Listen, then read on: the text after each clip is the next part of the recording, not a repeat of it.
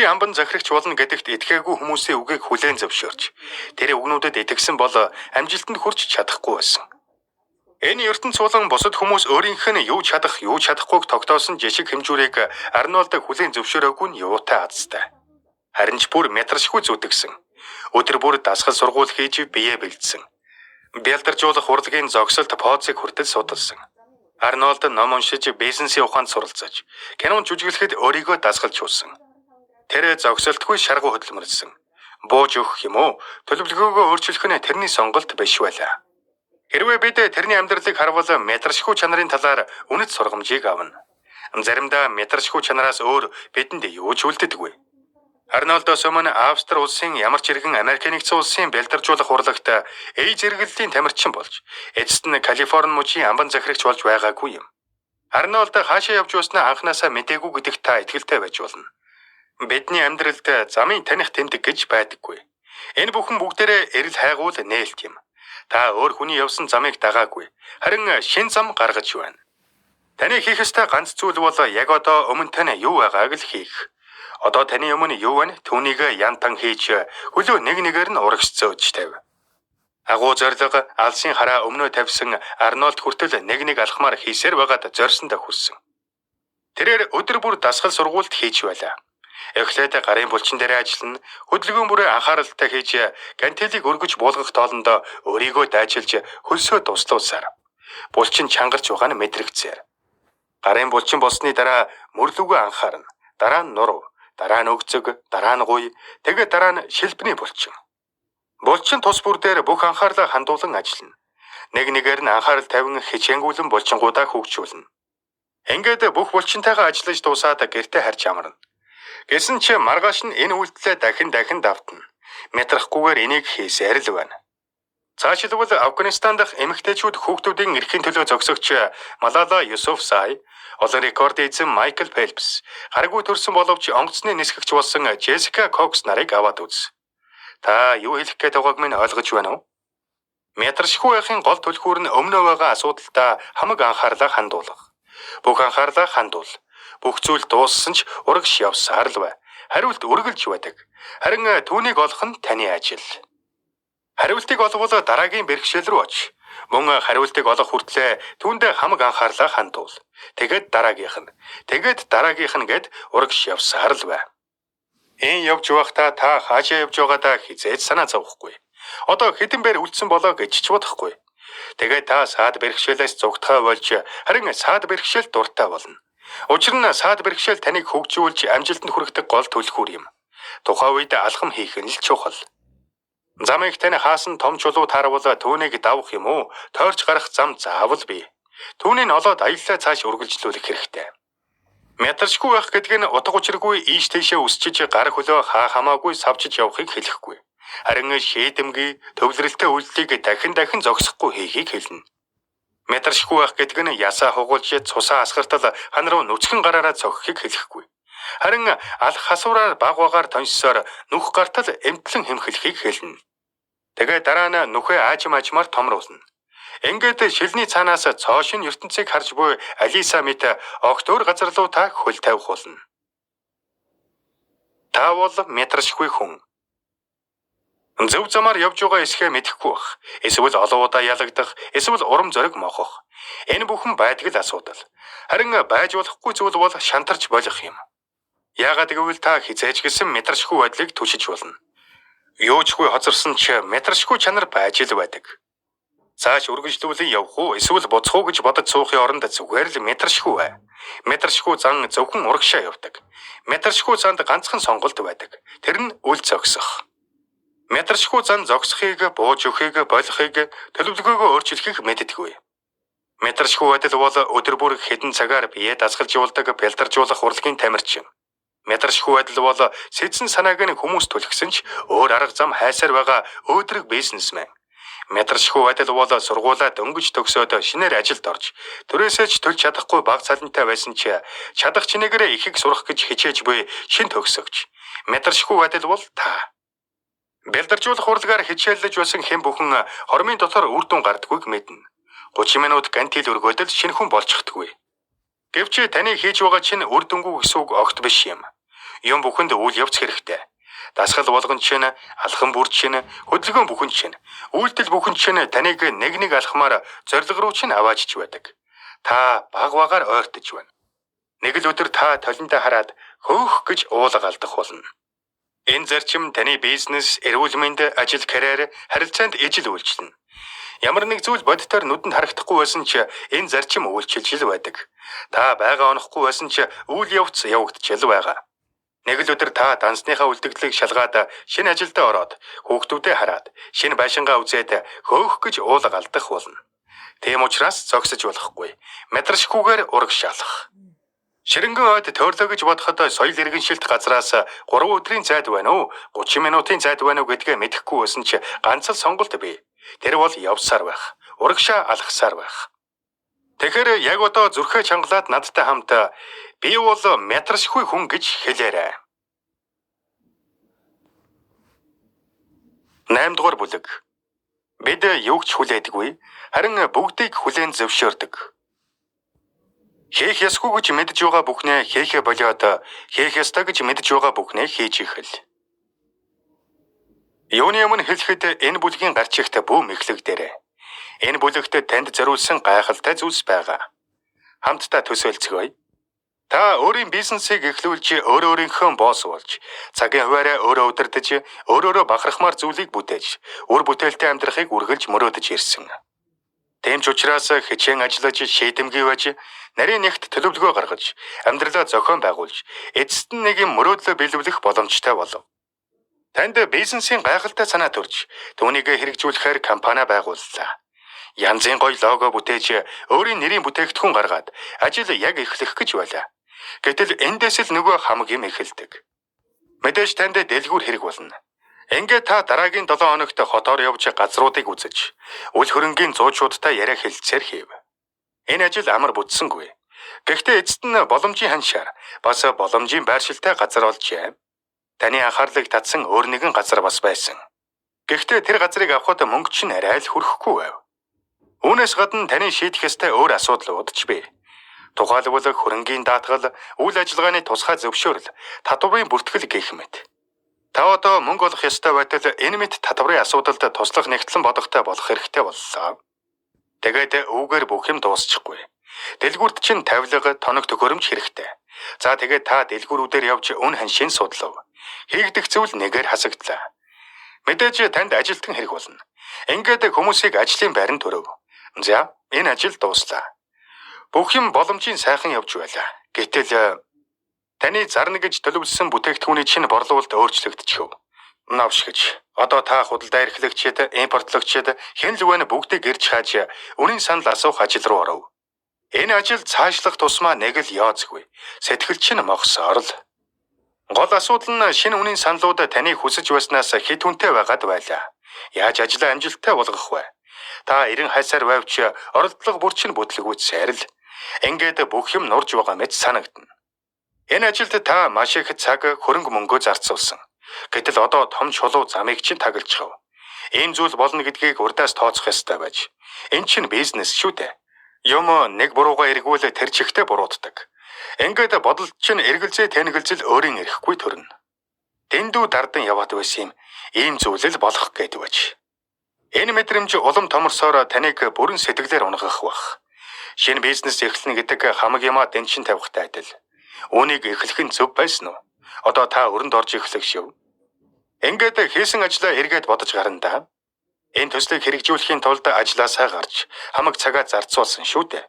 Шөнө унтахч завгүй ажилласан. Танд цаг зав гэж байхгүй болсон. Бүх бодол санаа, цаг хугацаа, мөнгө үүнд зарцуулсан. Ажлаа хаян байж эхлүүлсэн. Тэгтэл байдал өмнөхөөсөө улмал дордчлоо. Би ийм зүйлийн төлөө явсан юм гэж юу? Ер нь анханасаа алдаа байж. Ингээд дотор чинь хямарч үүнийг эхлүүлээгүй бол дээр байжээ гэж бодогдно. Хуучин дарагтайгаа уулзаж эргээд ажилд орж болох уу гэж гуйх гэсэн бодол цугулцахыг яана. Бар минь жаахан тайвшир. Цааш алхам хийхээс өмнө нөхцөл байдлыг уужуухан харцгаая. Урдчлан харах боломжгүйг урдчлан харах. Энд яг юу болоод байна вэ? Маш энгийн.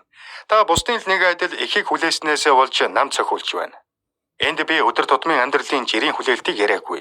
Бас миний бодлоор ийм юм болно. Би үүнийг хүлээж байна гэх мэтийг өөртөө хэлхийг би огтхонч дурсаагүй шүү. Харин далд ухамсарт маань болдог зүйлийг ярьж байна. Гагцхүү цаг гарган өөрийнхөө дотоод сэтгэлийг нягтлсан цагт үүнийг та харж чадна. Таны төсөөллийн ертөнцид оршдог өөрийн чинь наривсан кинонд үзэгддэг боловч та өөрөө олж харж чаддаггүй тийм хүлээлтийн тухай би ярьж байна. Энэ хүлээлтэд цээжин дотор ч гал төөнүүлж, таныг сохлох боловч та үүнийг төдийлөн мэддэггүй. Бид амьдралаа өөрчлөх төсөл хэрэгжүүлэхээр ханцуу шамлан орохдоо өөрсдийн мэддэг зүйлдээ түшиглэн бэлтгэл ажил базаадаг. Өөрсдийн туршлага, уншсан ном, сонссон мэдээлэл, төсөөлсөн төсөөлөл үүнд багтана. Тэгэд бодол дотроо нэгэн зураглалыг бий болгодог. Судалгаа хийж бусдын бодлыг асууж мэдээлэл цуглуулад уг төсөл маань ямархан харагдах вэ? Би тэнд яаж очих вэ гэдэг санааг бүрэлдүүлж эхэлдэг. Толгой доторх тэрхүү дур зураг маань ажлын төлөвлөгөөний план болдог. Гол нь тэр бүхнийхээ хажуугаар нууцлагдмал хүлээлтийн ертөнцийг бүтээснээ бид анзаардаг. Энэ нь хамгийн сайн төлөвлөсөн төлөвлөгөөнд маань анцаа үүсгэж, боломжит санааг маань хэрэгжихээс өмнө нураах чадaltaй. Бидний жишээн дээр ярил шинэ бизнес эхлүүлж байгаа найз маань барааны борлуулалтын тохиролцоо өөрчлөгдөн гэж тооцоогүй. Хэрвээ бизнес нь эхлэхээс өмнө ийм зүйл болно гэдгийг түүнд хэлсэн бол агуу хүсэл мөрөөдлийг нь үнсэн товрог болгох байлаа. Таны амьдралд ногдмол хүлээлт байгааг хэрхэн мэдэх вэ? Амьдралын чинь аль нэг хэсэгт уналт бүтлгүүтэл болоход та урам хугарч, харамсаж, харуулж, халаглаж, уурлаж, бухимдаж байгаа бол танд ийм хүлээлт байна. Та энэ талбаруудаа удаангэгч нь хараад үз. Таны анх бодож байсан шиг дүр зураг тэнд харагдахгүй учраас та тэнд өөрийнхөө байдаггүй. Жишээ нь та гэрлэлттэй сэтгэл дундуур гэж бодъё.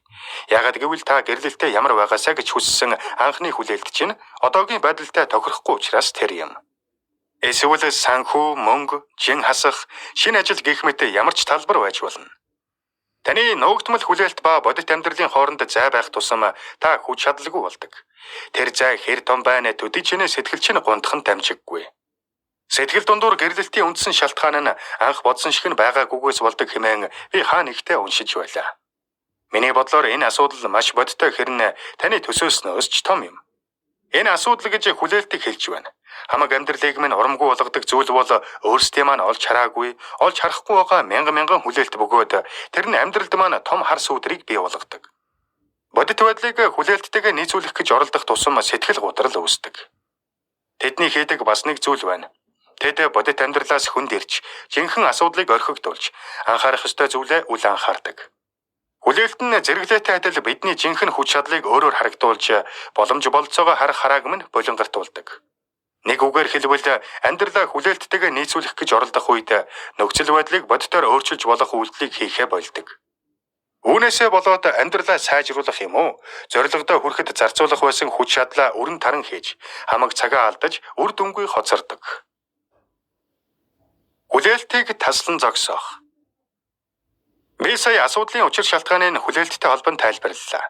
Эндээс та бидний асуудлын ихэнх нь хүлээлтийн маань шууд үр дүн байдгийг олж харсан биз.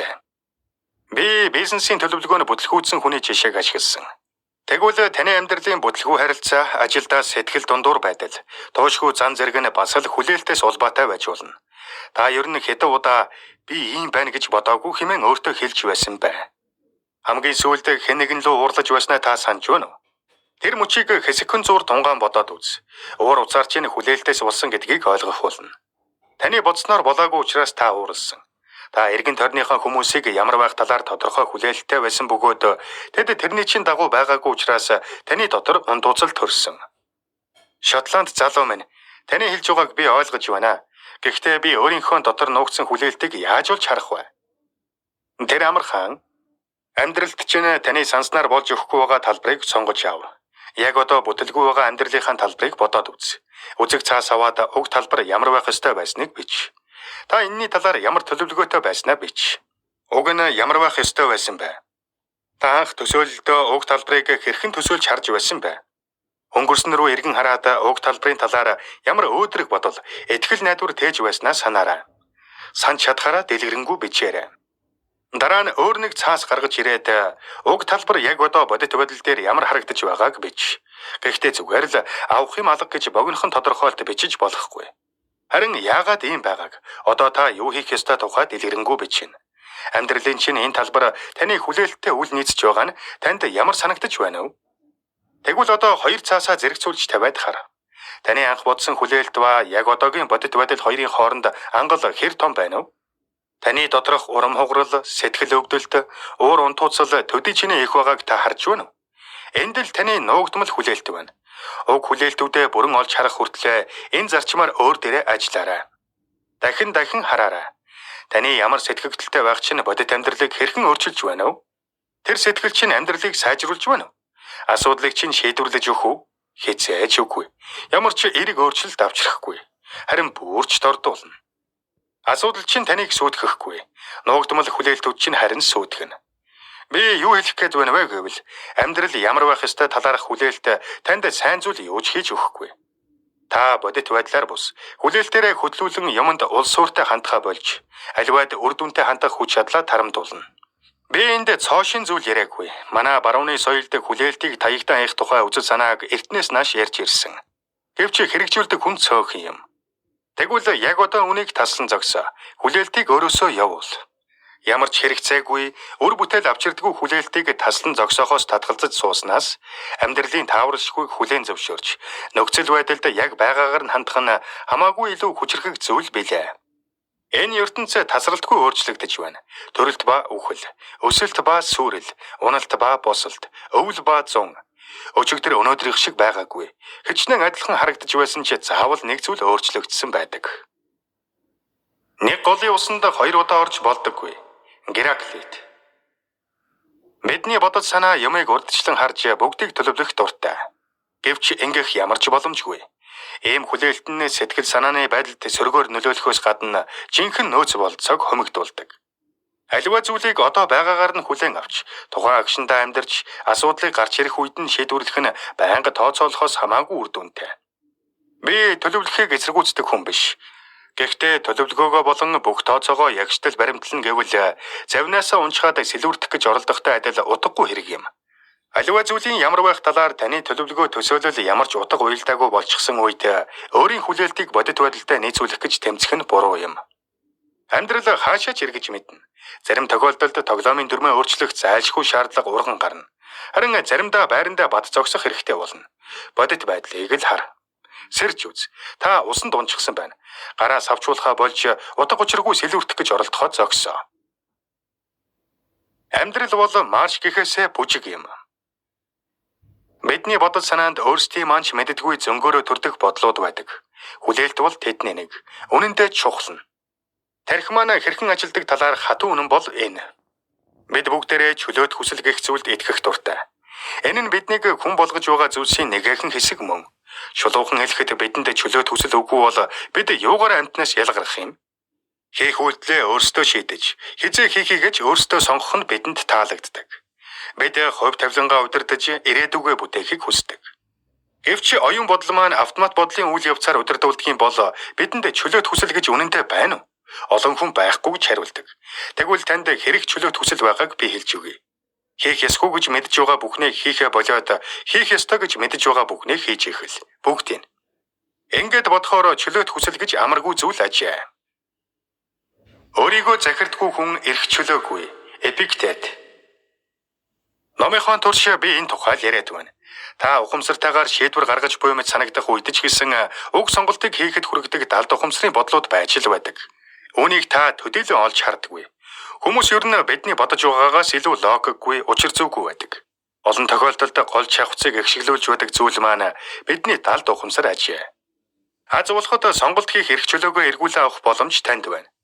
Яаж вэ гэвэл өөрийн оюун бодлын хэрхэн ажилдгийг ойлгож, юу хийж байгааг нь олж хараад тэрхүү ойлголттой түшиглэн ухамсартайгаар өөрийн хүссэн сонголтыг хийх юм.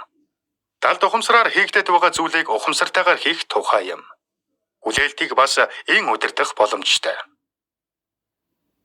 Амьдралд байдаг л зүйлс. Би юу ч хүлээдэггүй. Харин бүгдийг хүлээн зөвшөөрдөг. Энэ бол таны сүүлчийн тунхаглал юм. Үүнийг би тодруулж өгье. Энэ нь амьдралдаа сул дараа бууж өгөмтгий хандна гэсэн үг биш. Харин ч амжилтын нууцанд хүрэх алтан түлхүүр юм. Энэ зарчмыг ойлгосон хүн хэнийч юуны ч иргэшэлд ордоггүй. Та юуг ч хүлээх болбол одоогийн агшинтай амьдарч байгаа хэрэг. Ингэснээр ирээдүйдээ санаа зовхоо болж өнгөрснийг үгүйсэхгүй амьдрна. Нэг ёсондоо нөхцөл байдлыг байгаа чигээр нь хүлээн авна гэсэн үг. Бүхнийг хүлээн зөвшөөрнө гэхээр юу ч болсон зүгээр байна. Ямар ч зүйлийг зөвшөөрнө гэсэн үг биш. Харин нөхцөл байдалд хариуцлага ухамсарлаж явахыг хэлж байна. Хариуцлага үүрсэн хүн ямар нэгэн өөрчлөлт хийж чаддгийг бүү мартаарай. Заримдаа энэ нь асуудлыг шийдэх хамгийн үр дүнтэй арга байдаг шүү. Хариуцлага үүр. Аливааг өөрийн хүслээр болгох гэж бүү оролт. Харин болох ёстой зүйлийг болдгоор нь орхиж, танд сайнаар тусаасаа гэж хүссэн залбир. Эпиктет. Дараагийн удаа хүлээлттэй нь таныг боомлох хаваас нөхцөл байдлыг өөр тийш нь эргүүл. Ийм байх байсан, тийм байх байсан гэж гомдлож суухын оронд байгаа зүйлийг байгаагаар нь хүлээн ав. Ингэж чадвас та өөрийгөө чөлөөлж, уг асуудалд зөв ёсоор хандаж чадна. Энэ бол зөв амьдрал юм. Жишээлбэл та шинэ ажилд ороод тав тухгүй санагдаад байвал жоохон тунгоон бодоод үз. Тийм зүйл байдаг л асуудал гэдгийг олж хар. Шинэ ажилд дасахад тодорхой хугацаа хэрэгтэй. Хийж байгаа ажил, хамт ажиллаж байгаа хүмүүсээ таньж мэдэхэд тодорхой цаг орно. Тиймээс хаяа нэг алдаа гаргах, хүмүүстэй үл ойлголцох зэрэг нь байх л асуудал юм. Яг ингэж харж эхлэхэд таны хүлээлт нурж унана. Жишээ нь таны харилцаа асуудалтай байгаа гэж бодъё. Тэгвэл харах өнцгөө өөрчлөлт үз. Зургийг томор хар. Та юу хүсэн хүлээгээд байна уу? Олон хүн өөрийн хань ижлээс боломжгүй зүйл шаарддаг. Яг л шидтэн мэд. Бүх хэрэгцээг маань мэдэрч юу бодож байгааг минь ойлгодог байхыг хүсдэг. Гэтэл хань ижилч нь таньшгал төгс бус хүн шүү дээ. Тэдэнд ч бас янз бүрийн ярвагтай сэтгэл хөдлөл бодлууд гэж бий. Онцгой өдрийн дараа таныг заримдаа хайхрахгүй байх нь байдаг л зүйл. Заримдаа бид хүмүүсээс өөрсдийнхөө хандсан хандлагыг хүсэн хүлээдэг. Тэдэнд сайнаар хандвал эргүүлээд сайхан хандлага хүлээдэг. Энэ нь нөгөө хүнээ өрөнд оруулж байгаагаас ялгаагүй юм. Хань ижилдээ хөлийн массаж хийж өгсөн бол эргүүлээд тийм хандлагыг шууд бусаар түүнээсээ